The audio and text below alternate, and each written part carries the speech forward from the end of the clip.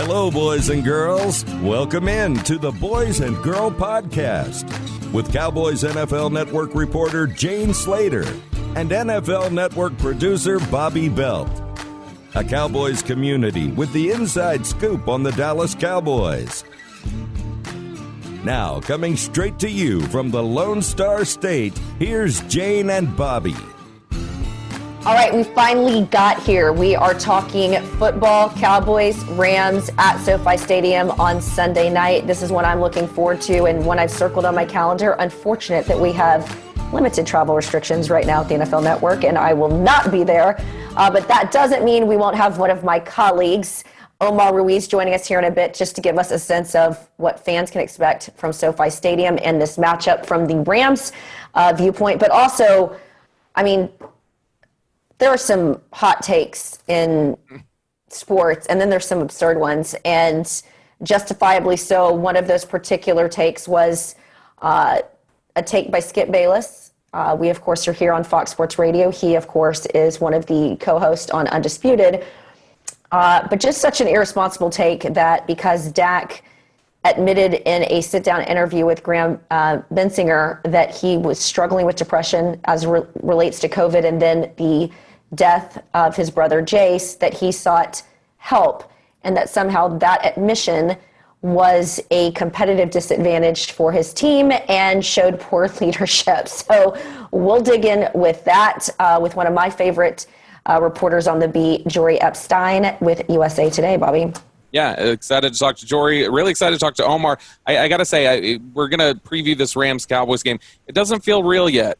You know, this whole time, like leading up to the season, there's been a little. I remember there was a time where I wasn't totally remembering who the Cowboys were even opening against. Back in July, I had to ask somebody. I was like, "Who did they open the season against?" Not the Giants.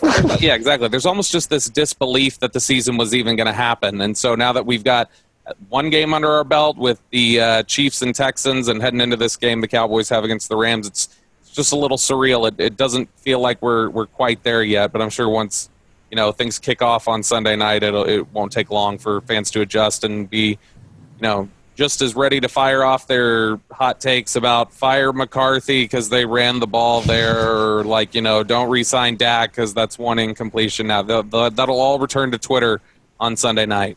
Oh, poor Deshaun Watson already got it after his performance on Thursday.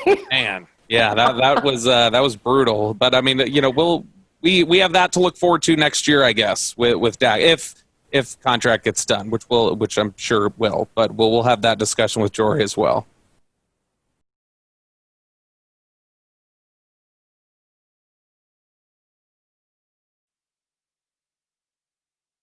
I'm excited to welcome in my Pro Bowl companion, my colleague at NFL Network, who also happens to cover the Chargers and the Rams out there in LA. It is Omar Ruiz. You can find him on Twitter at Omar D. Ruiz. You have had an incredibly busy offseason, not only covering sort of the ins and outs of SoFi Stadium and its development, but congratulations. I already love your two daughters, but you've added a third daughter. You are the truest of true girl dads. It's an amazing feat, Jane, to go 3 for 3 there with the girls, and it is girl dad, and our daily lives are fascinating in that I'll take Isabella to the backyard, we'll do batting practice, she gets excited about hitting home runs, and then without skipping a beat, I want to go put my princess dress on now. And then her and Aviana will play with their Disney castle, and they just go seamlessly. So girl dad for life, and couldn't be happier that Livia is, so loved on by her two big sisters. It's been a fun summer, despite, all the limitations we had, not being able to go out and go to Disneyland. But if we can bring a little Disneyland here, it's all good. You guys are truly the best. And honestly, it's been remarkable to watch you get some of that time because you are one of our reporters that is typically so incredibly mobile. I mean, I feel like you're always on the road. But one of the stadiums that you've obviously had an opportunity to check out so far is SoFi Stadium. I mean, AT&T Stadium, when it came to be what it's almost now 10 years or a little bit over 10 years now, was sort of the creme de la creme. And then, of course, we got the Vikings in that stadium, which is incredibly impressive. How impressive is SoFi? It's unbelievable. It's almost surreal when you look at the stadium, the sight lines, and, I've been in there 3 times maybe the last 4 or 5 weeks, and every different vantage point is better than the next. Every different luxury suite that we've been introduced to is cooler than the previous one. Which they're calling bungalows, right? Yeah, bungalows and cabanas they have there. We also took a trip into the owner's suite, where Stan Kroenke is going to have access to. It's leathered marble, they call it, straight from Italy, in the bar and eating area there. And so I mean, it's cool. But I think as luxurious as some of it is, for the fans that are sitting in what we used to consider the nosebleed seats, they have a vantage point that is just as good as any I've seen from the top of the stadium. So they really made it accessible and advantageous for all the fans there, which is really cool. But in talking one of the designers and architects, they really look at stadium designs before and after Jerry World. The stadium in Dallas really set the marker for what stadiums could be and test the boundaries and limitations for these architects. And I think SoFi Stadium really is a testament to that. And it's fascinating. Can't wait to see it, not only with real competition on Sunday, but then when the fans fill it up eventually, what that'll look like too. Before we get in the matchup, I wanted to ask you, so we saw it, I was actually texting our boss during the game, Todd Sperry, and I said, is this the fake fan noise or is this real fans? Because there were 17.5 thousand fans at the game last night, and it sounded pretty good because at the blue and white scrimmage game, we heard for the first time the fake noise, which I joked was sort of like a mix between a babbling brook meets a music fest without the music. Yeah. It's jarring. Have you heard it yet at SoFi? Because last night I'm told that was actually real fan noise. That wasn't the fake fan noise. So fans, especially Cowboys fans and Rams fans, you haven't heard the fake fan noise yet. And of course at SoFi, no fans. Yeah, I haven't heard it there. I know the Rams have been practicing with that steady decibel level at 85, which is about 10 decibel levels more than what's going to be allowed. I think it'll be in that 70 to 75 range. And Sean McVay hates it. Most of the Rams say it's annoying, and that relentless hum is more annoying. But, obviously they're trying to be respectful to cadence calls and audibles and all of this and that, trying to make it as real as possible given the limitations. But, each team's prepping for it. And I too, Jane, I was impressed with how loud the Chiefs fans were able to be. I think a real testament to how loud they actually are. Obviously, one of the loudest venues in the NFL when they have the stadium full. So to be that loud and make such an impact, at least to the microphones that were there on the field, it was certainly impressive. So the Rams will take the field on Sunday with a brand new highest paid player at his position, with Jalen Ramsey getting the big deal.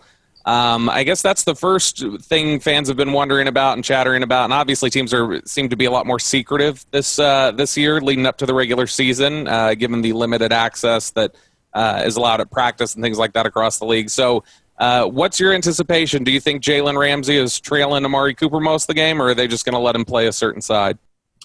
I would expect him to line up everywhere. I think the focus of Brandon Staley, the new defensive coordinator for the Rams, is to involve Jalen Ramsey as a playmaker, to sort of transcend that lockdown corner, that playmaking DB. I think what we've seen over the years is whenever you have a dominant shutdown corner that takes away one half of the side, that's exactly what he does. And then the offense just sort of curtails their attack to the other side. Well, you're taking, one of your best players out of the game plan, and obviously that's by design. So I think what the Rams want to do is just put Ramsey in a position to make plays and to not just shut down one half, but really have him be an aggressive playmaker. And I think that's a testament to his skill set. It's also a testament to the trust and the faith that they have in John Johnson back there at safety, and the freedom that his knowledge and his leadership, not necessarily a household name yet, but for Rams fans, they certainly know about him and all the impact he made in that Super Bowl run a couple of seasons ago, coming off an injury. But I think having the trust and ability of him will allow them to have Jalen Ramsey roam, whether it's trailing Amari, whether it's taking one half of the field. I think we'll see Ramsey used in a variety of ways. With that being said, the Cowboys do, obviously one of the league's best offenses last year, and that was without a guy like CeeDee Lamb and the use of Blake Jarwin, which a lot of people argued should have been on the field more in the place of Jason Witten. How do you see them schematically trying to attack this offense? And, we've joked, it's pick your poison with the Cowboys, but when you look at sort of the scouting reports and just the thoughts on CeeDee Lamb and what he's been able to do. And, of course, you've got a guy like Mike McCarthy who spent a year away from the game studying a lot of what Sean McVay and what he was doing. How do you see them schematically trying to defend this Cowboys offense?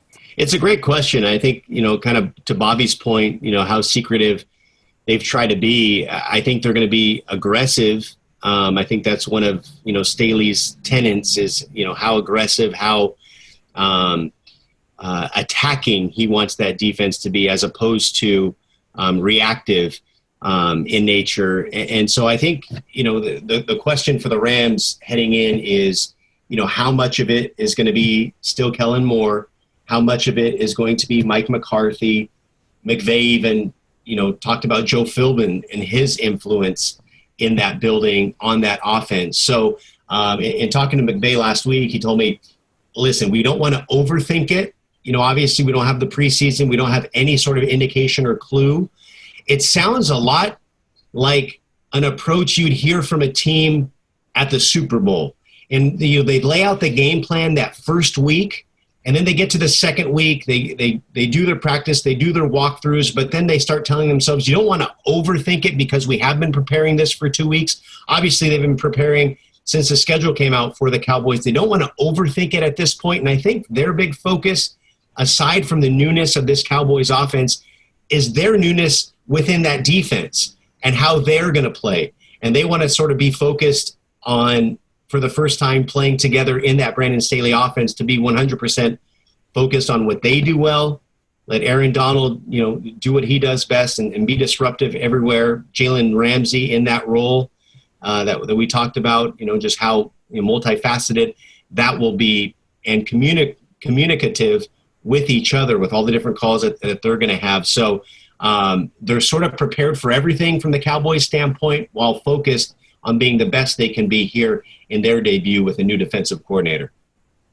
The biggest change outside of obviously, you've got new defensive coordinator there, no Dante Fowler anymore. The Cowboys will see John Johnson this time. They did not see him in the last game last year where Dallas kind of took it to the Rams in that one.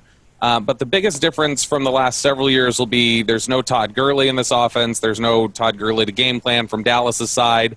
It's going to be sort of a three-headed monster is what it sounds like, doing the running back by committee, Malcolm Brown, their second-round pick, Cam Akers, and then Daryl Henderson, who they took in the third round in 2019, who's been dealing with a hamstring thing this week, but apparently has been a full participant.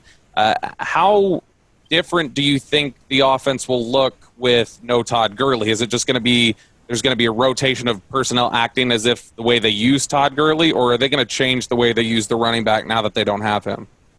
Well, I would expect Cam Akers to kind of, take that step here, at least early on, given what you mentioned with Daryl Henderson and kind of nursing that hamstring throughout training camp. Yeah, I expect him to play on Sunday, but the fact that he has really been inactive the last couple of weeks in practice, and Cam Akers in his own right has been impressive since they started the virtual training. And I think, one of the anecdote in talking to Rams coaches is that when rookies get into the building and they're in those huge group meetings in the auditorium or maybe the giant classroom, rookies might be a little intimidated to express themselves, to ask questions. They don't want to sound dumb in front of their veteran teammates.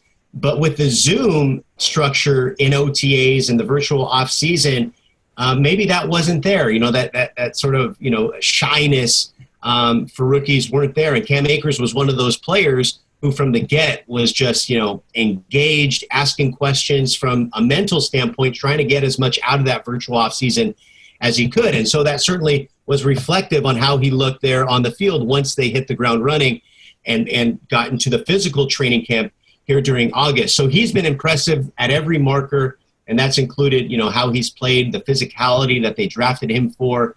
So all that said, I would expect him to be the lead dog amongst that running back by committee. And I know in years past, they sort of structured, their blocking schemes and everything to Gurley's skill set, but it might have been a little different than what McVay used to run in Washington. Now, obviously, this is year 4 for him, and so his offense has evolved anyway, and I would expect it to evolve once again based on what these 3 running backs can do versus what Todd Gurley brought to the table in his own right.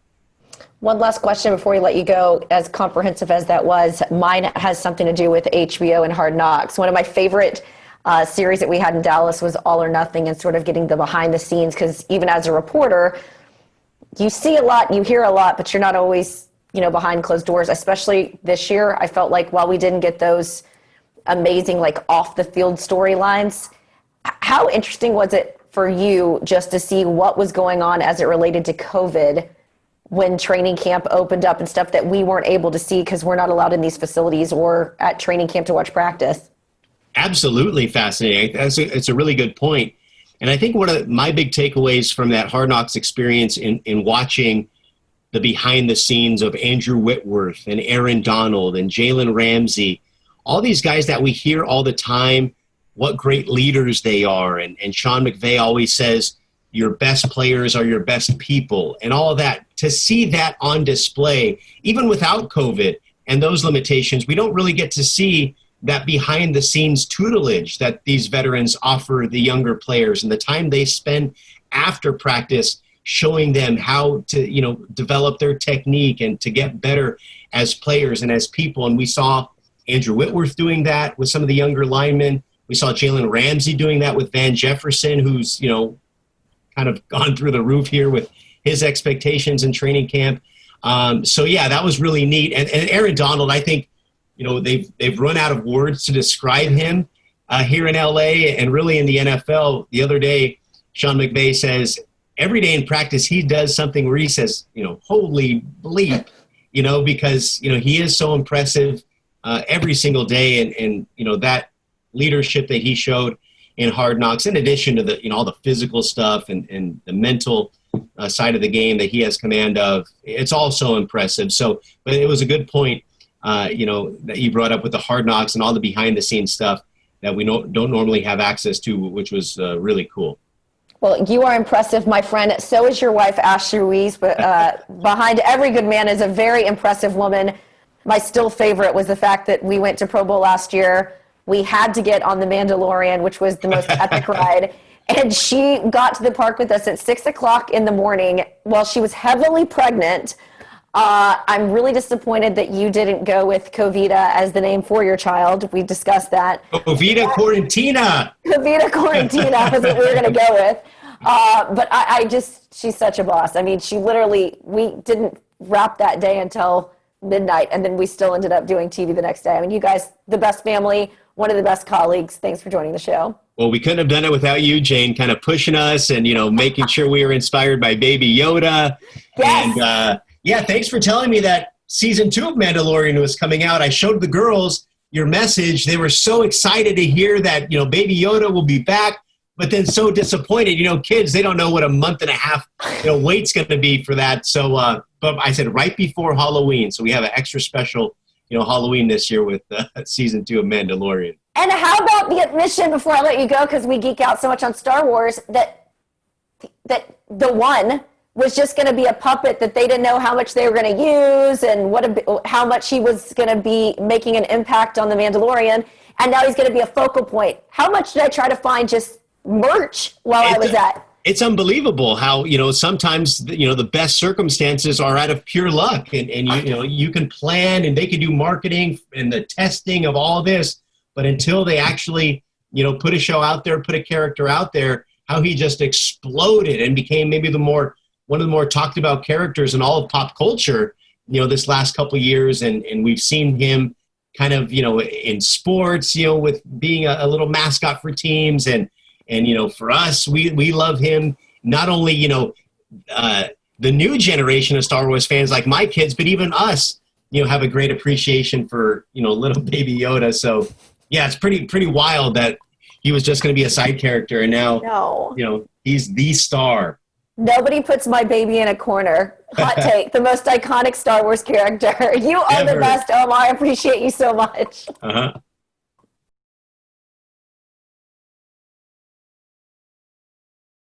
All right, we are now joined by superstar reporter Jori Epstein with USA Today. You can find her at Jori Epstein, a University of Texas alumna and someone who has moved through the ranks so quick on this Dallas beat by virtue of you do such a good job of really connecting with these players, Jori. Your relentless relationships with them are something that have always stood out to me, and you're one of those on the beat that has this dynamic relationship with Dak. I get the sense that Dak really trusts you. Have you talked to Dak about some of these comments that have come out in the wake of his admission of dealing with depression and the loss of his brother Jace? I mean, specifically when it relates to Jace, more so in the group setting that we've all been into, but I think that his line has pretty much been the same, and we've just seen Dak everything one at a time. I mean, it doesn't matter if it's his contract, losing his mom, losing his brother. It doesn't matter what goes wrong. He just owns it. And that was why it was almost a little bit ironic that someone could say, like, oh, he's being vulnerable. That's a sign of weakness. Because if you know Dak, you know that anytime he has adversity, he transforms it into a strength, whether it's, oh, my mom died of cancer. Well, now I'm going to help fund cancer research. I'm trying to think of all the other examples. Oh, I'm biracial and my parents had this like tricky history. Well, why don't I go help improve trust in law enforcement now? And it's just like, no matter what it is, he processes it and then takes it to the next level to help other people with his adversity. And I think that's what he's doing here. And I mean, it was refreshing. We're recording this on Friday to see Mike McCarthy and Jerry Jones support that because, again, I haven't been in the industry that long, but 10, 20 years ago, you're not seeing this type of honesty and vulnerability owned in the same way. And one more thing I would add is when you're like, oh, what are his teammates going to think of him? Well, when someone says that, I think of Michael Gallup, who 18 months prior to Dak also lost a brother to suicide. And if you're Michael Gallup, do you know how much it means to you that now you know this is how someone can own their pain? And Michael owned his too. So I just thought that he handled it with grace, but that's no surprise. You know what, though, just to add on that, Jori, I thought what was fascinating about it is some of us knew about this early on and chose not to report it. And I had reached out to him the particular day that news had broke, and I could tell he was not okay, and I had heard he wasn't okay. We don't typically hear him say he's not okay. I mean, when we think about what he went through his rookie year and the way that people have talked about the nuances of this contract and what he deserves or doesn't deserve, he has, I pointed out today on NFL Network, he has such an amazing ability to just compartmentalize everything. Right. And so to hear him actually say, I'm struggling with this, I thought it was big. And I think more importantly, people didn't really listen to everything that he said, as typically we don't in this age of Twitter and social media. He talked about how Jace was the primary caregiver of his mother, Peggy, and all of the medication he had to give her and watching her get sick, and how he internalized that and probably didn't talk about that enough. And what I got a sense was Dak realizing how destructive that can be. And so it just, the whole thing, I can't even imagine somebody taking that position. Bobby, I don't know your thoughts on this, but it almost feels, not that it's, look, I get the bag on Skip. It's been well documented. I couldn't believe how much just the nightly news anchors went in on Skip last night on the 10 o'clock news. I don't know if any of you guys watched that. Yep. And of course we are on Fox Sports Radio, but it just felt like such an interesting take that it makes you wonder, was there something in his own personal life that had Skip go to that place? It was an odd take to have that an opposing defense would weaponize this against a player, and that's why you have a problem with it. Well, and to basically frame it as not just, he had a problem with the way it was dealt with or whatever, I'm talking about Skip Bayless's reaction to it, but to frame it as if it's a leadership issue is really weird to me, because I think anybody who, and this was repeated by a ton of people on Thursday, that there are so many criticisms that you can try to level against Dak Prescott. Some of them legitimate, some of them not, some of them up for debate. But realistically, the one area where you can never question is leadership ability, the way guys follow him, the way guys gravitate towards him, and the way he can kind of cultivate, everybody's different personalities together and press forward. And so it was odd on that front mainly to me. I mean, it was ignorant in general, what he said. But to me, it was like, this just seems like something that you're trying to frame in a certain way for whatever talking points you need or for whatever content you need. And it's verifiably false, the implications that he derived from it. Y'all, the logic to me is so ass backwards. That's like saying because Matthew Stafford and his wife, remember when Kelly was going through some of her issues, because they talked about that opposing defense, they're going to weaponize the fact that his wife is dealing with, what was it, a brain tumor? No one would ever say that. Well, that's why I asked Dak yesterday. I'm like, you're so good at blocking out the outside noise, but I think we need to distinguish between that and the voices inside our head, because it's not that Dak's saying like, oh, someone said something to me and I'm going to fold now. It's, no, this is real. Mental illness is real. Dak has dealt with a lot of trauma in his life. And even though, there's nothing credible about the criticism that was there, but it's not that Dak is saying, oh, and I was sad, so now I'm not going to go help my team. It is actually kind of the opposite, that he loves just rising to the occasion and being there. And in quarantine, there were fewer opportunities to do that, which led to this. And then there's just the whole kind of like eerie part that this is happening a couple days before Jace shoots himself. And then Dak has his best night of sleep of 2020 and wakes up to his dad and his best friends in his room telling him like Jace is dead. And I had obviously nowhere near the amount of interaction with Jace that Dak did, but the few times I didn't meet him, it was such a sweet teddy bear. I remember I was in Houghton in Dak's hometown. He was doing his camp back there, and I had driven over to the other part of campus to go in because Dak was speaking, and I'm like having trouble backing out my car, and all of a sudden someone comes up to me and they're like, hey, do you want some help? And it's Jace directing me backing out my car. And it's just like those things that like, this is his brother's camp. We didn't know each other that well, but whether it's that or texting back about like the little ways they would compete about the stories, or I think at his gala last year, I left my notebook. It was actually funny. I had asked them for something, wrote it in a notebook, and then left it in the bathroom class. Absent-minded me, and like the Dak's brothers bring it back to me. They're like, oh, I think you forgot this. And it's just like that to me. It's those little moments when I'm like, this is who they are. They're all just so down to earth.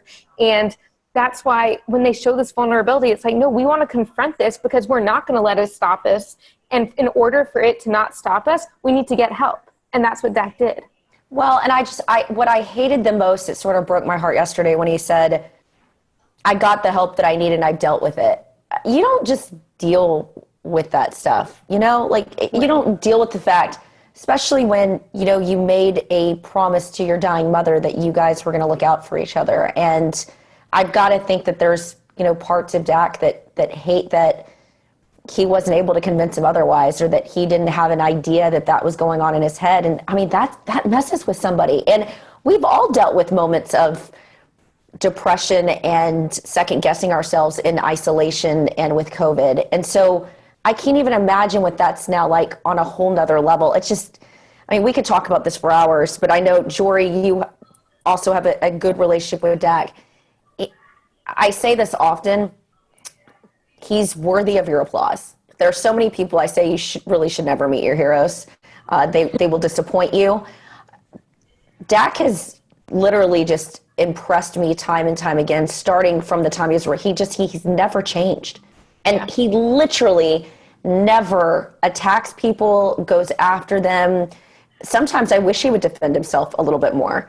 But even on this subject yesterday when he was asked about it, didn't go there. And so I just have such an immense respect for him. And I think it says a lot about the way he's touched other people, the way people came to his defense. Like there was such a visceral reaction yesterday, as there should have been. Oh, when I saw Kevin Love tweeting like Dak saved lives today, it's like that got to me, because I remember seeing when these NBA players really started opening up about their mental health. And it was, one, so powerful, but two, we know that the NBA and NFL are a little bit different levels of progressive. And it just, not that no players in the NFL had said something, but it was interesting whether it would become a culture. And I think we saw the NFL take a step in that direction yesterday. And it's just like, it was simultaneously amazing to see Dak be a part of it, and yet in the moment, it just felt so normal because he does these things so often that like I have to step back and be like, wait, yesterday not everyone was saying this, or yesterday all of these sportscasters, athletes, this and that weren't talking to us about, even Todd Archer on our beat tweeted about it, how it might have been Dak's finest day on the beat because he's still dealing with losing a friend to suicide 3 years ago, and he's like, you don't get over that. And it was just like the type of conversations we had yesterday. it was a whole nother level, and it made me so grateful to cover a player like Dak because, yeah, we like the game of football, but I wasn't like, oh, man, 3 days till the game, and we didn't get a lot about what the receivers are going to do when they all get out there. No, this is what we do. We get to use our platform, and it starts with sports, not ends there, and it was amazing to have Dak participate in that movement. You know, that's the thing that I think is most interesting about Dak Prescott is that, we talk about what a leader he is and the way he handles himself and how he's remained true to himself. But there's a particular focus within the building for the Cowboys to make sure that guys who come here understand what it means to be a Dallas Cowboy, the optics of being a Dallas Cowboy, the weight of that star and things like that. And that's the thing that I think has always been most, and you've heard Stephen Jones and Jerry Jones and other people reference this consistently, which is he knows how to handle himself. The quarterback position on any team has that kind of pressure on it. But then you extrapolate, you double, triple, whatever it, making it the quarterback of the Dallas Cowboys. And he has just been so uniquely equipped to handling those sort of things that are not always easy to handle. And it is one of the things that they always point to when they talk about keeping him long-term. And to that point, talking about keeping him long-term, shifting just a little bit here, you do have that good relationship with Dak. We've all heard the conversations about how the contract negotiations went and his future here. And Jerry saying this week, he's our guy. We want him here. That's for the future.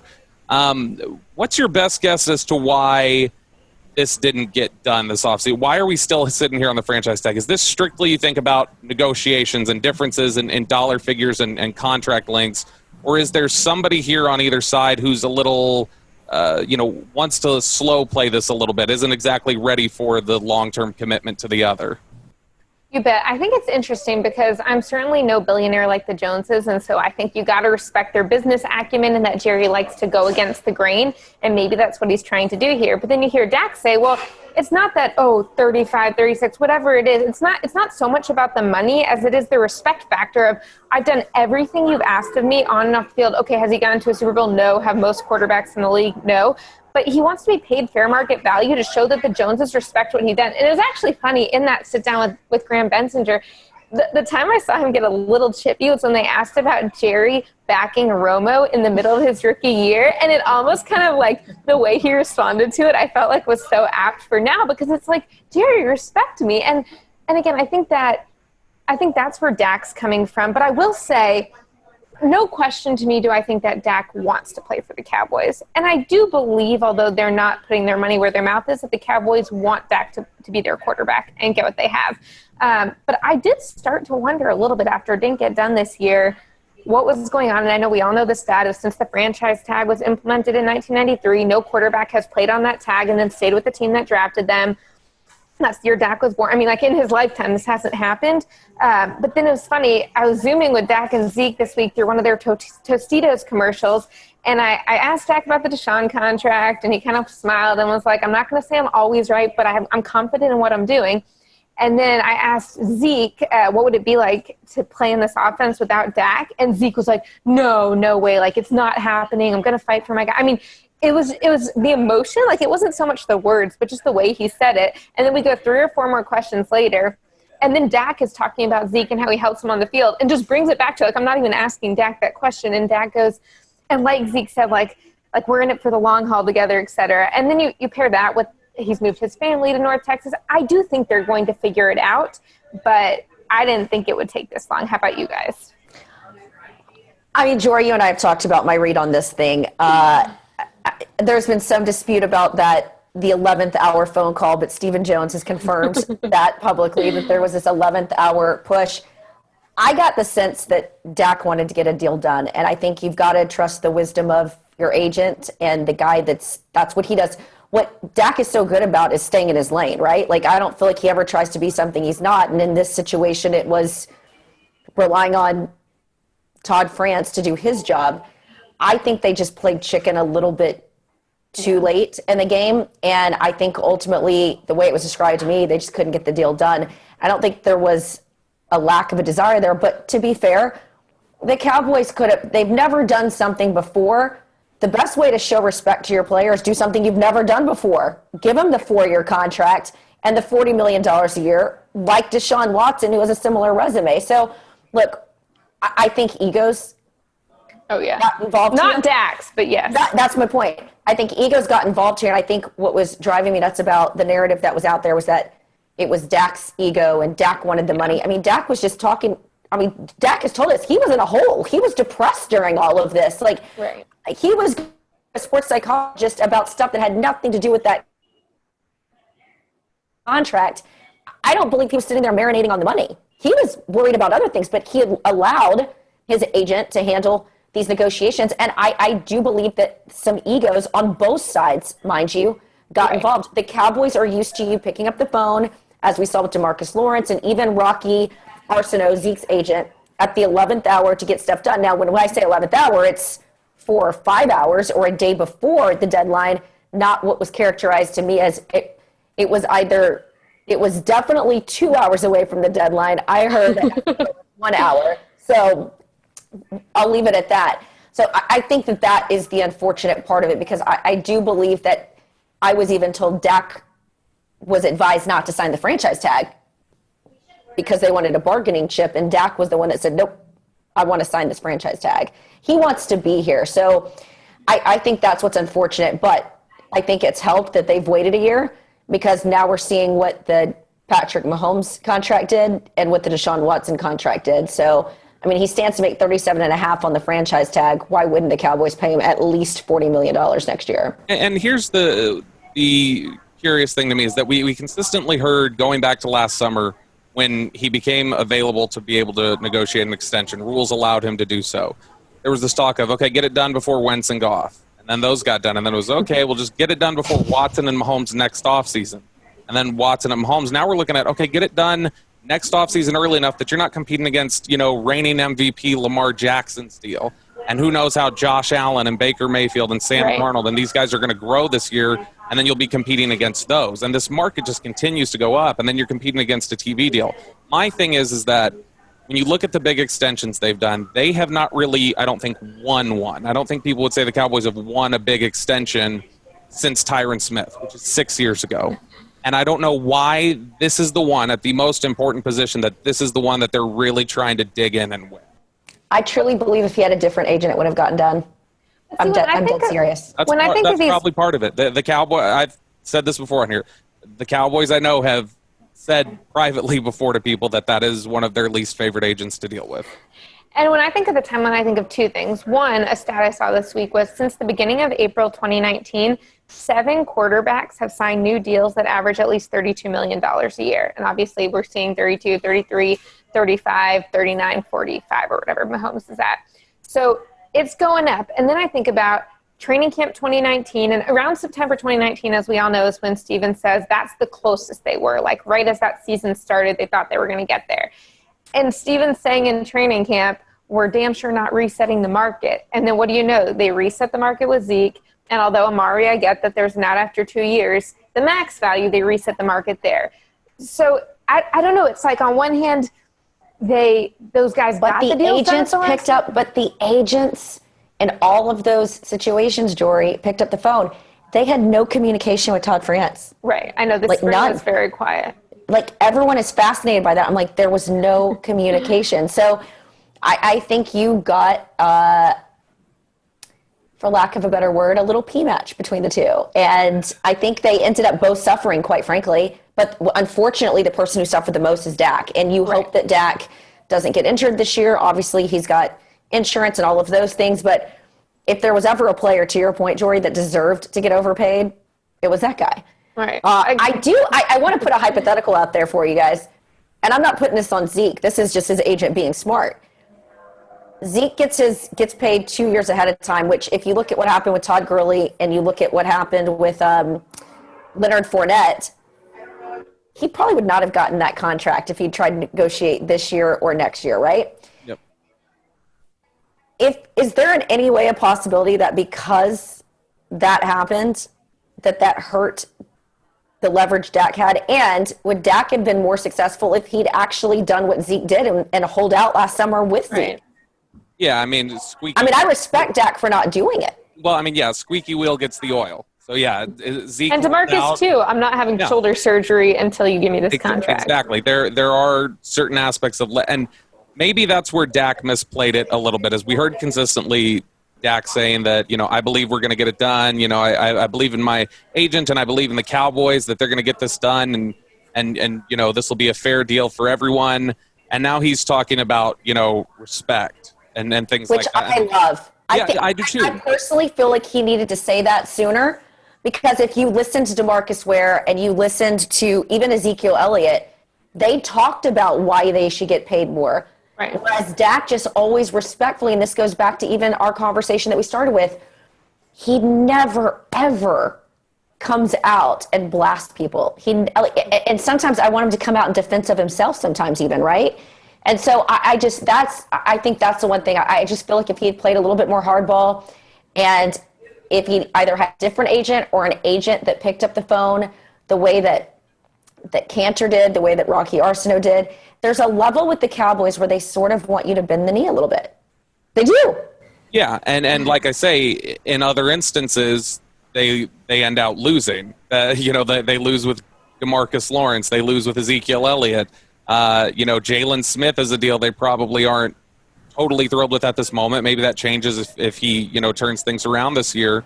And so it's just odd that the only other time Cooper's deal. Yeah, the only other time we've ever seen a team handle their quarterback situation, their franchise quarterback situation in recent history the same way was Washington. And that is one of the most dysfunctional franchises in this league. And there's not a single way I think you'd want to be compared to Washington after this entire summer. And yet that's who Dallas operated like. And it's like, man, that's a culture of losing that has taken place in Washington for so long. That's the route you take. With that being said, too, though, just to play devil's advocate here, they offered him $34.5 a year plus $110 million guaranteed, is what I was told.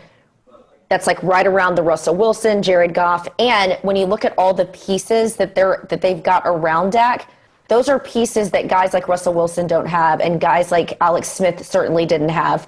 I do agree there is this notion that you can't go to a Super Bowl if you're overpaying at certain positions.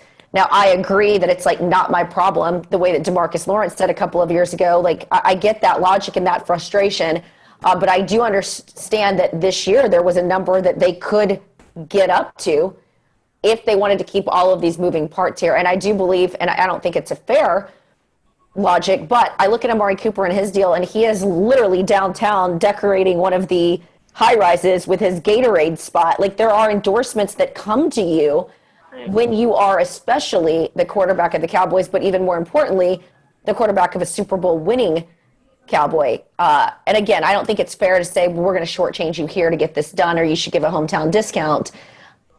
But I do see some of the sides there. I just think I think Dak hit the nail on the head the other day. Both sides are going to have to give a little bit. Yeah, sure. I think.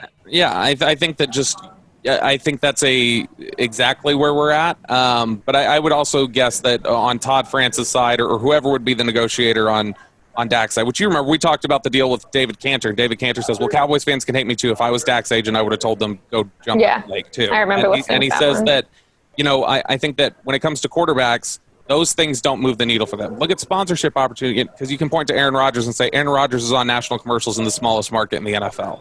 And if you are a star quarterback, you'll get those opportunities regardless. So that's why it may be harder for Dallas to sell a guy like Dak on those. But Jori, go ahead. I know I interrupted you there. Oh, no, you're good. Yeah, and I mean, again, I heard a little bit different numbers, but as we always know, there's at least three sides to every story. What numbers were you told, Jori?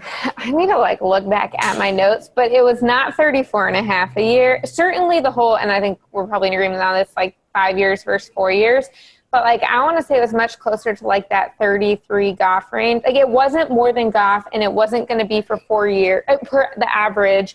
The guarantees, that was kind of a sticking point that I heard, is that if you have Goff and Wentz, who got it done last year, and they did it for 4 years, which again, if you're the Cowboys, you can say, but there were deals left, but still it's the extension, and the Cowboys could have done it in 2019. So my understanding was it was a big thing of why are we trying to get Goff Wentz averages per year, for 5 years when we want 4, no more guarantees, when the market has moved. So again, I think it's probably somewhere in between. I also think one point of nuance that I heard, which it's been some time now, was is this a number that we're talking about that was on that phone call at the deadline on July 15th, or is this a written offer?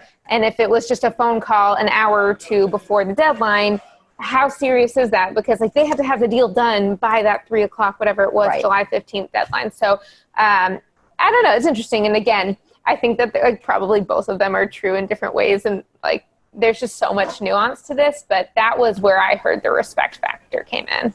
I could see that. And I know Jane and I heard separately, because we had discussed this at the time. I know Jane and I heard separately about not different things. We heard the same thing from separate people about the initial thing that Dallas offered up last summer was inadequate.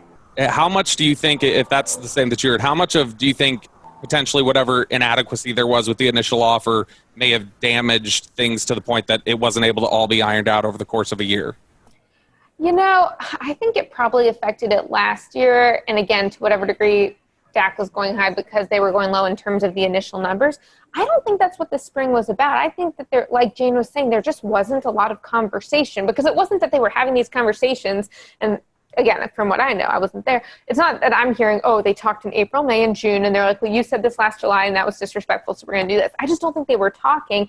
And then I also think that there's a part of Dak's camp that says, okay, if he's going to make 37.7 on the franchise tag next year, and then on top of that, given all these like franchise tag minutia rules, he can never be on the first franchise tag again, because I guess the second one has to be 120% the price of the first one. So no matter what team he's with, if somehow he's not with the Cowboys, his earning power goes up forever in the NFL because he burned off that first franchise tag. So I think that they were using that as a factor, that if we're trying to get our guy the money and he's going to be here and it's in the Cowboys' best interest to keep him here, we don't have to, it's not 0 or 31. I mean, that was a factor that I was hearing.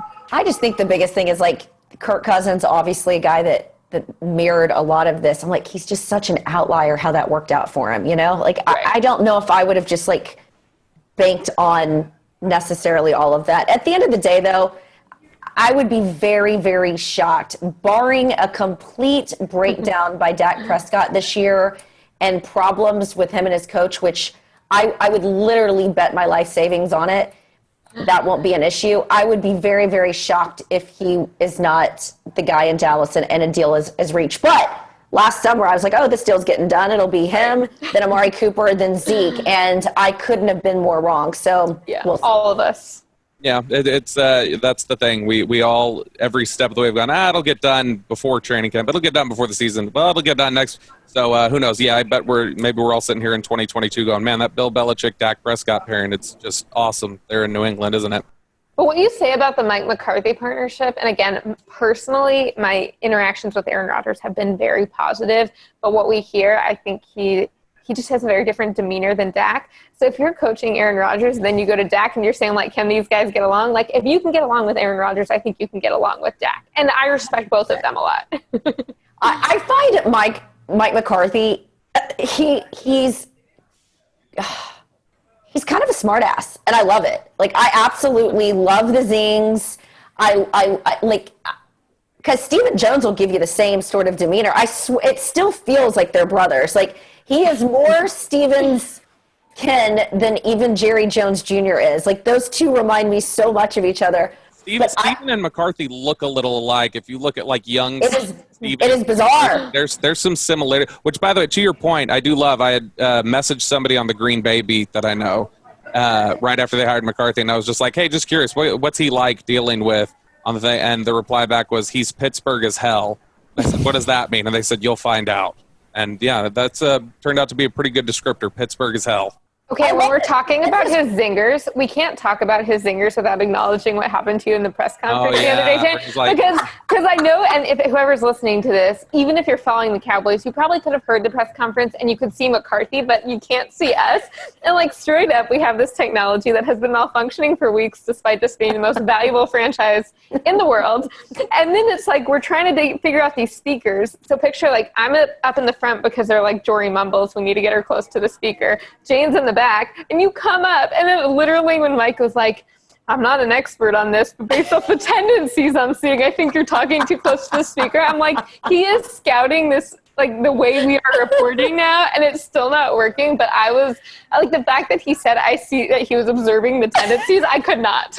The analytics. Jori was laughing next to me. I mean, I was wearing my mask. I'm like removing my mask. I'm like leaning into the speaker because I'm like, oh, I'm not gonna have this delay. Like this isn't good. And then it's like back up, and I'm like, sorry, coach. Like I'm at the back of the classroom. I literally, I find him wildly entertaining, and he always gives us really interesting, complete answers. They're thoughtful ones.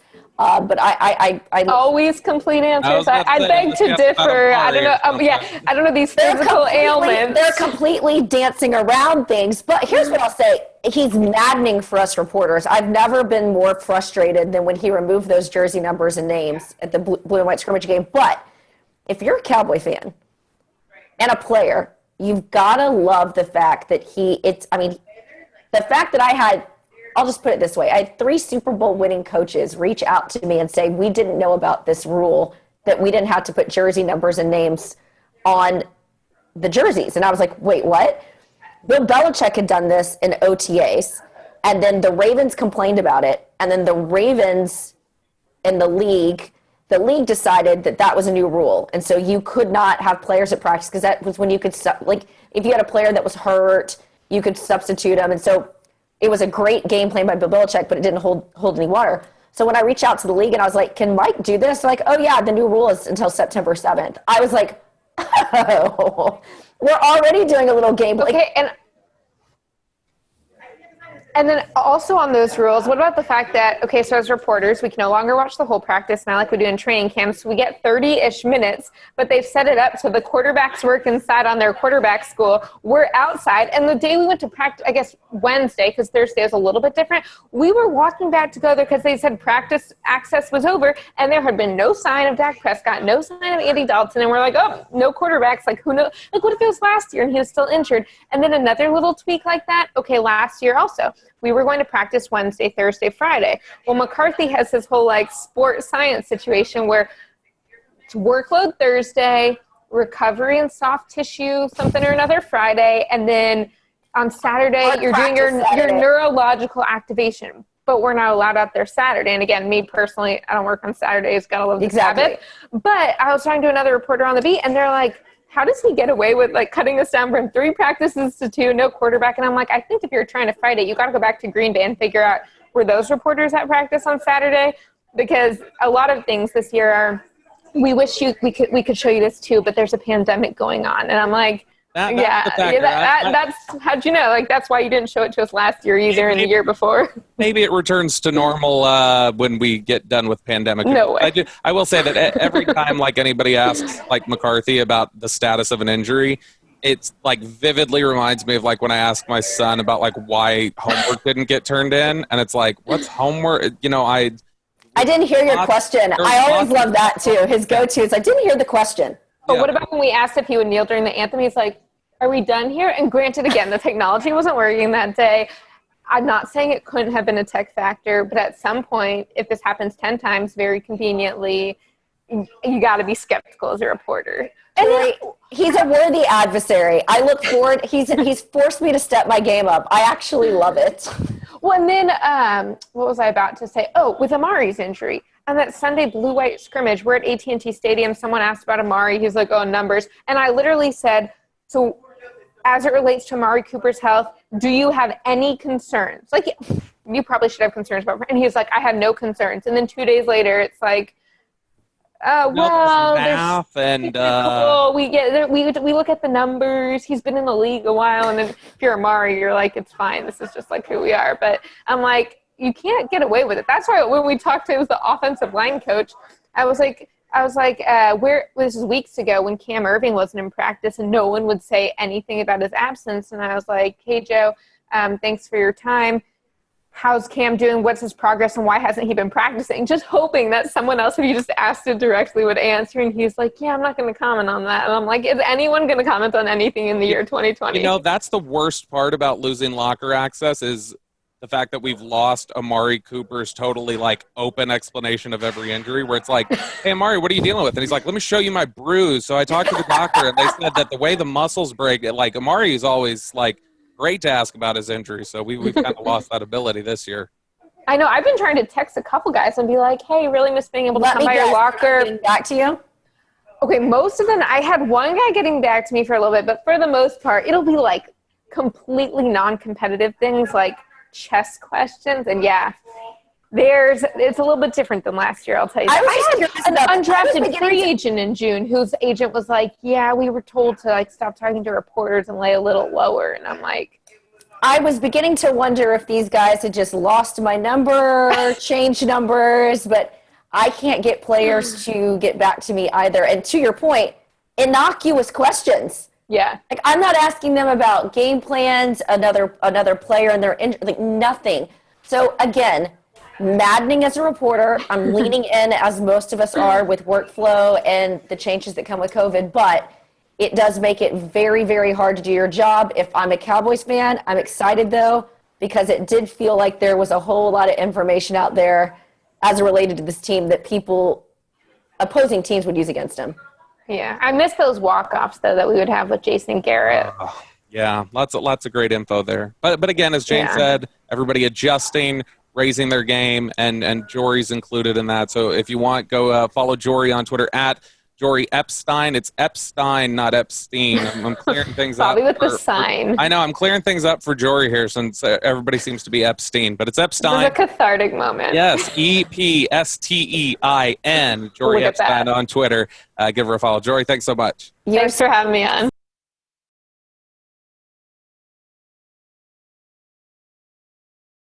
All right, so next time we come to you, we'll be breaking down this game. Will the Cowboys be 0-1 or 1-0 to start the season?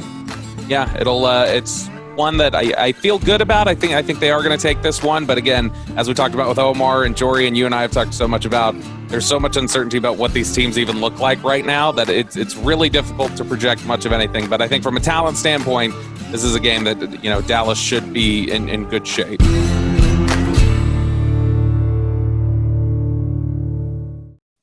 Hey, thanks for tuning in. If you would do us a favor, hit subscribe over here. And if you want more Cowboys content, you can check it out over here.